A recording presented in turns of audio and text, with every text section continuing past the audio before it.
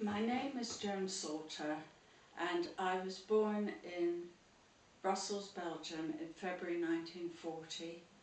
My parents were Polish Jews who had been living in France for many years, and they met when my mother was a widow with a young child in 1938 and were married. By 1939 my father realised France was going to be invaded and he thought it safest to go to Brussels. Unfortunately, I was born in February 1940, and unfortunately, when I was 3 months old, in May 1940, Belgium was invaded and my father was taken. He was able to escape by jumping off the train, and he went and hid in Paris. My mother joined him later, although we couldn't live together because he was an escapee, and we remained in Paris for about a year. In June 1941, my father was nearly rounded up again when the area was raided, and he escaped down into Vichy, France. My mother remained in Paris for another year, which seems safe, because they weren't rounding up women and children, but in July 1942 we were warned by a policeman that we were to be rounded up the next day into what became known as the Big Roundup, when the women and children were kept in the velodrome before being sent to the camps.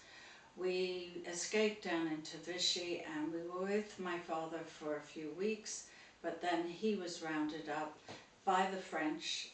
They had camps and they were rounding up all the men in anticipation of the German invasion. My father managed to escape that camp and he escaped over the Pyrenees into Spain, and he managed to get to Portugal and join the Polish Free Forces, which were part of the British Army, and he came to the UK.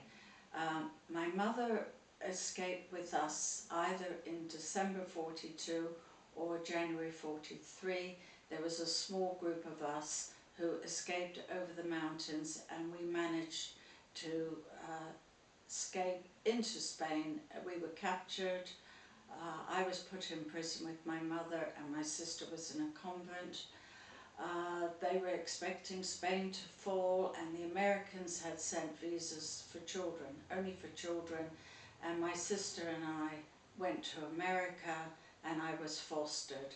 And 4 years later, my name was changed, my language was changed, I'd completely forgotten my past, and I was put on a plane, sent to the UK, where my parents had survived the war, but they were absolutely broken, traumatized people, and it was a very difficult reunion. You can't put a family together after so much trauma. Over the years, my parents did tell me a little bit of what had happened, and this year I returned to France to see what happened when people tried to climb over the mountains, and it really came home to me what a horrendous experience it must have been for my mother to do with 2 young children.